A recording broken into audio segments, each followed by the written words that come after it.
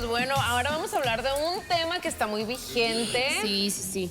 Pero bueno, aquí está el doctor para que nos platique. Doctor Carlos Flores, bienvenido. Buenos días, ¿cómo estás? Buenos días. Bienvenido, doctor. Aló, ¿Cómo estás? muy buenos días. Oye, un tema muy, bueno, o sea, ahorita toda la red social yo creo que está lleno de eso. Sí, hay mucho y más porque el lunes por la tarde el gobierno del municipio avisó que se habían encontrado 2 casos de esta enfermedad que hemos escuchado mucho en las noticias últimamente, que Viruela comúnmente del mono. se le está denominando viruela del mono o viruela símica. Ok. Símica, no sísmica, porque en todos lados estuve leyendo, incluso en texto, o sea, en notas en texto sobre este asunto, decía sísmico. Entonces, no, símico, asociado al mono, exacto. Ahora, entendamos que la viruela es una enfermedad que se erradicó, es la primera enfermedad que exitosamente se erradicó del hombre hace ya bastantes años y fue gracias a una vacuna. Entonces, no es desconocida para el ser humano la existencia de esta enfermedad. Sin embargo, es muy diferente, o no es el mismo virus, más bien, el que causa la viruela en el humano al que causa la viruela en el simio, en el mono. Aun cuando son de la misma familia, podríamos decir que son hermanos a lo mejor, pero no son el mismo. Entonces, entendamos que no es el mismo padecimiento por ese lado, aun cuando los síntomas se puedan presentar de la misma manera. La ventaja o lo que tenemos aquí a favor es que es una enfermedad que no se va a presentar tan fuerte como nos es conocido los datos anecdóticos de personas que padecieron viruela en los 50s o 60s. Entonces, ¿cómo se va a presentar? Que va a ser lo primerito que es importante que entendamos. Se va a presentar como una enfermedad de inicio parecido a una gripa, o sea, con una coriza, con moquito, con irritación de vías respiratorias superiores ligero, dolor de cabeza, puede haber cansancio, fatiga, dolor muscular y principalmente lo que va a diferenciarlo es la aparición de unas ampollitas, de unas ampollas que suelen ser más o menos de 1 centímetro, de un contenido líquido que podrían aparecer inicialmente en la cara y que de ahí se van a dispersar al resto del cuerpo. Su segundo lugar de aparición normalmente van a ser las palmas de las manos y las plantas de los pies, pero se puede presentar en todo el cuerpo. Doctor, ¿pero siempre se van a presentar esas ampollitas? Las ampollas son características, pero no son confirmatorias del diagnóstico. Es decir, el hecho de que tengas fiebre y ampollitas no quiere decir que tienes viruela del mono. Entonces, O sea, ¿tienes que hacer un examen o cómo? se tiene que establecer por un diagnóstico en donde se van a revisar muchas cosas.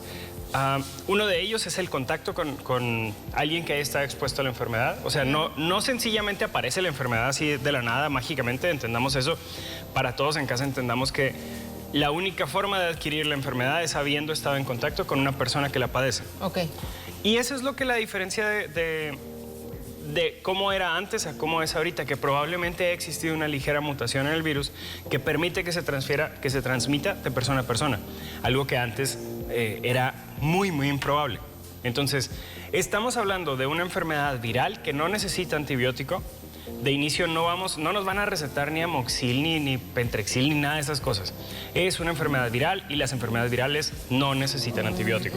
Entonces, no nos van a dar ese tipo de medicamentos. La forma en la que la vamos a adquirir va a ser estando en contacto.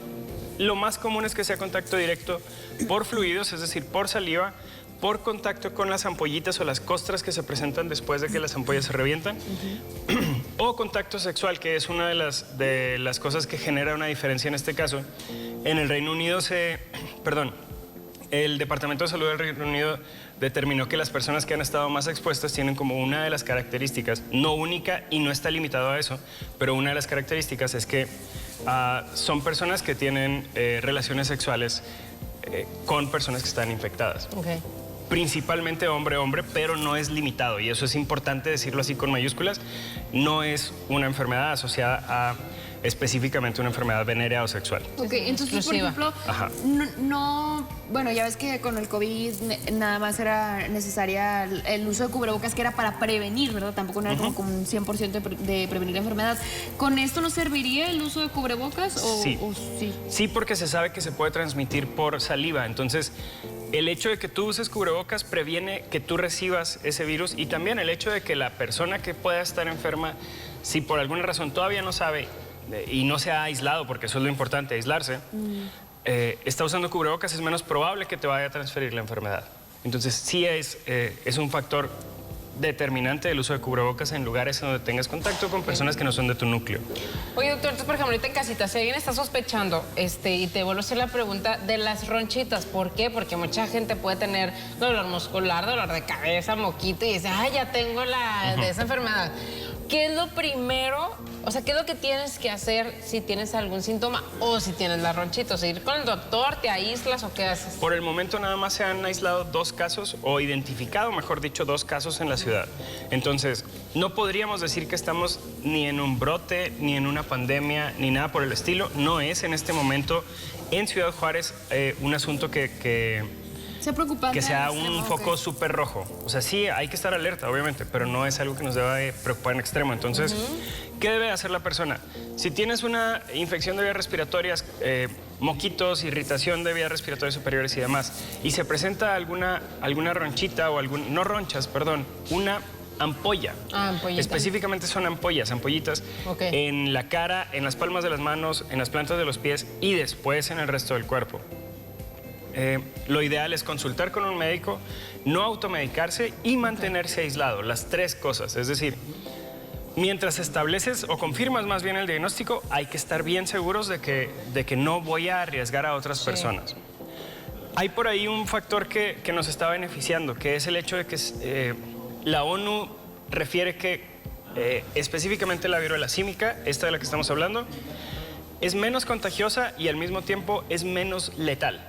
Entonces es poco probable que nos vaya a causar una enfermedad que implique, que ponga en riesgo nuestra vida. Sí, es lo que te iba a preguntar, o sea, ¿qué tan grave es, no? Porque más o menos, dependiendo de los tipos de virus que hay que la causan, estamos hablando de una letalidad del 6 al 10%. O sea, obviamente es alta y obviamente no queremos enfermarnos, pero no estamos hablando de las tasas de letalidad que teníamos con COVID. Entonces, por ese lado tenemos una muy ligera ventaja. Entonces, las recomendaciones son esas para establecer el diagnóstico, para confirmarlo. Así es como van a aparecer estos síntomas. No es algo que nos tenga que preocupar en este momento, pero sí es algo de lo que tenemos que estar al pendiente. Si vemos que se presentan esas ampollitas, tenemos fiebre, dolor muscular, ataque al estado general, moquitos, dolor de garganta, lo mejor es aislarnos, consultar a nuestro médico y prevenir el infectar o contagiar a otras personas dentro de nuestro medio, de nuestro círculo social. Recomendación muy grande, por favor, si este tipo de síntomas se presentan y cumplimos con todos los parámetros, sí consulta, porque el determinar, ahorita para el sector salud, el determinar cuántas personas pueden estar infectadas puede ser una pieza clave para prevenir una enfermedad mayor en la ciudad. Sí, claro. Muy bien. No, pues hay que ser responsables más que todo, ¿no? De uno mismo y aparte, pues también de la comunidad. Doctor Carlos Flores, muchísimas gracias. Un placer. Te agradecemos, doctor. Pero bueno, pues es momento de pasar a otros temas. Ya sabes, esté pendiente, obviamente, también de la red social del doctor, porque compartes bastantes tips de salud. Así que bueno, vamos a pasar del otro lado del estudio con mi querido Chiquis.